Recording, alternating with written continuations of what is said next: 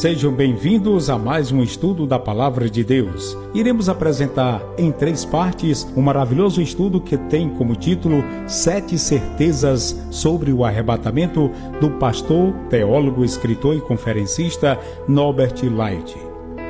7 certezas sobre o arrebatamento, primeira parte.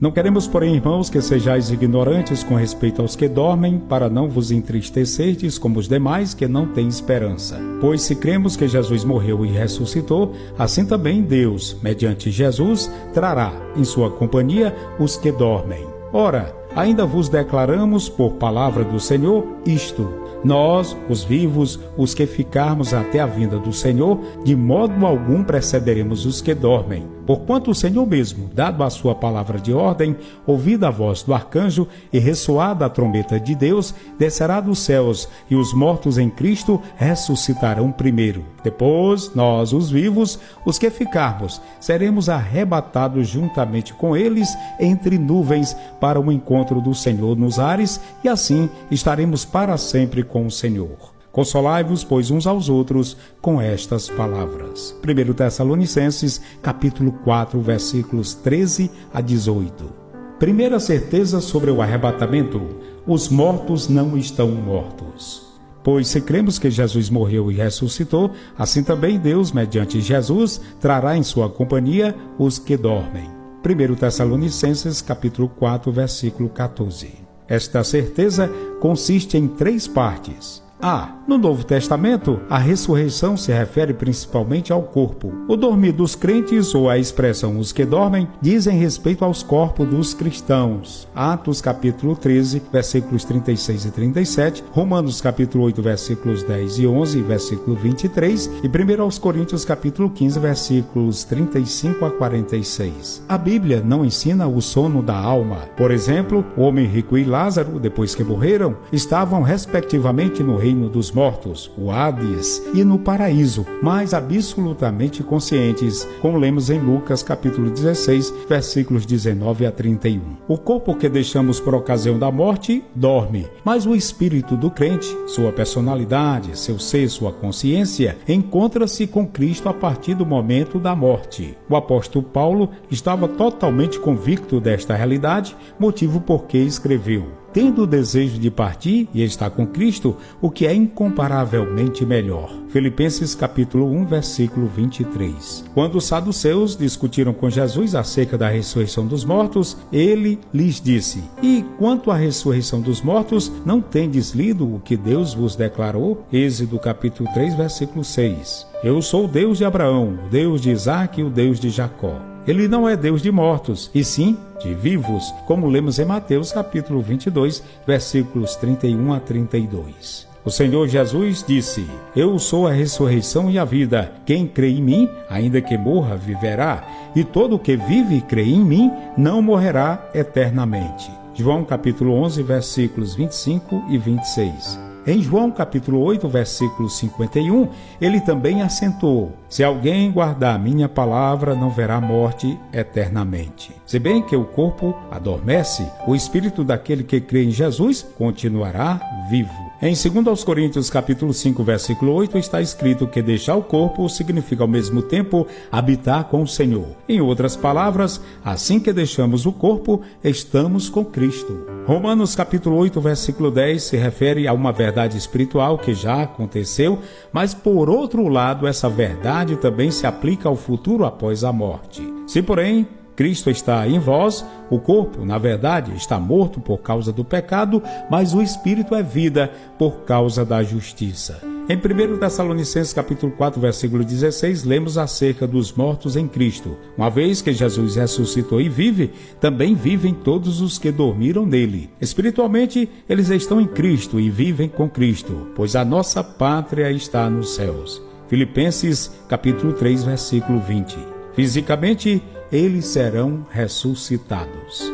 B. A esperança de estar com Cristo. Mas a realidade é ainda mais maravilhosa, e isso também faz parte da certeza da salvação e do arrebatamento. Como cristãos, não dizemos por acaso: o Senhor levou tal irmã ou tal irmão. Realmente é verdade que um cristão é buscado por Jesus, enquanto o não crente é levado pela morte. A igreja de Jesus não verá a morte, como lemos em 1 Tessalonicenses, capítulo 4, versículo 13. Não queremos, pois, irmãos, que sejais ignorantes com respeito aos que dormem, para não vos entristecerdes como os demais que não têm esperança. Os outros estão fora, como lemos no versículo 12, não estão em Cristo. O versículo 14 trata dos que dormem em Cristo, pois se cremos que Jesus morreu e ressuscitou, assim também Deus, mediante Jesus, trará em sua companhia os que dormem. Isso fica mais claro na edição revista e corrigida, porque se cremos que Jesus morreu e ressuscitou, assim também aos que em Jesus dormem, Deus os tornará a trazer com ele. Os cristãos que morreram foram postos para dormir por Jesus,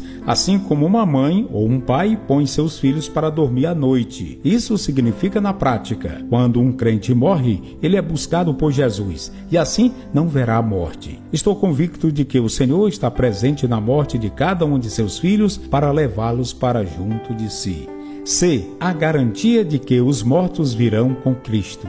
A promessa de que Deus, mediante Jesus, trará em sua companhia os que dormem é uma afirmação revolucionária. É importante observar que não está escrito trará para ele, mas trará em sua companhia, ou seja, trará com ele.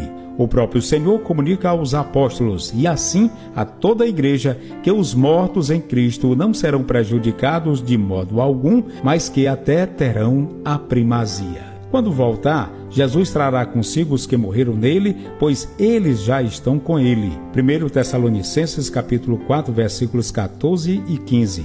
E ressuscitará seus corpos mortos em primeiro lugar, como lemos no versículo 16. Somente depois disso acontecerá a transformação dos crentes ainda vivos, e então eles serão arrebatados juntos ao encontro do Senhor nos ares, como lemos no versículo 17. Examinemos o versículo 14 em duas outras versões. Na Bíblia Viva está escrito: visto que nós cremos que Jesus morreu e depois voltou à vida, podemos também crer que, quando Jesus voltar, Deus trará de volta com ele todos os cristãos que já morreram. Na edição revista e corrigida, lemos: porque se cremos que Jesus morreu e ressuscitou, assim também aos que em Jesus dormem, Deus os tornará a trazer com ele. Portanto, isso significa simplesmente que os trazidos com Jesus em sua vinda serão os espíritos sem corpos dos que morreram em Cristo. Primeiro, seus corpos serão ressuscitados e juntados aos seus espíritos. Depois, os crentes vivos serão transformados e toda a igreja levada para o céu com Jesus. O fundamento dessa esperança de ressurreição foi criado exclusivamente por Cristo através da sua morte e ressurreição. Disso consiste a força e o poder da ressurreição.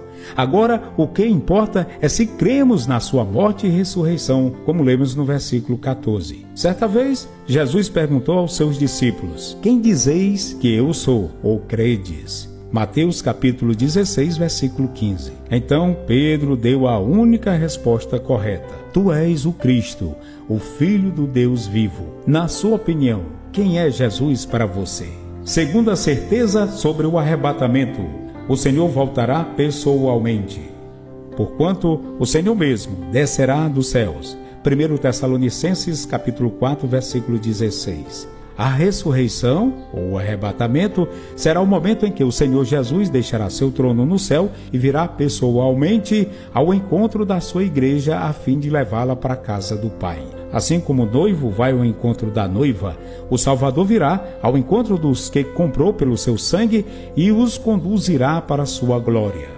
O Senhor não enviará um anjo ou qualquer outro emissário para fazer isso, ele virá em pessoa. Então se cumprirá literalmente a promessa de João capítulo 14, versículo 3. E quando eu for e vos preparar lugar, voltarei e vos receberei para mim mesmo, para que onde eu estou estejais vós também. Assim como ele em pessoa nos salvou e morreu na cruz por nós, assim como ele mesmo foi preparar-nos lugar, ele voltará pessoalmente para buscar-nos para si, para que estejamos onde ele estiver. Em inúmeras passagens do Novo Testamento, somos conclamados a esperar a volta do Senhor Jesus a qualquer momento. Lemos isso em 1 aos Coríntios, capítulo 11, versículo 26, 1 Tessalonicenses, capítulo 1, versículo 10 e Hebreus, capítulo 10, versículo 37. Esta foi a primeira parte desse maravilhoso estudo sobre as 7 certezas sobre o arrebatamento, do pastor, teólogo, escritor e conferencista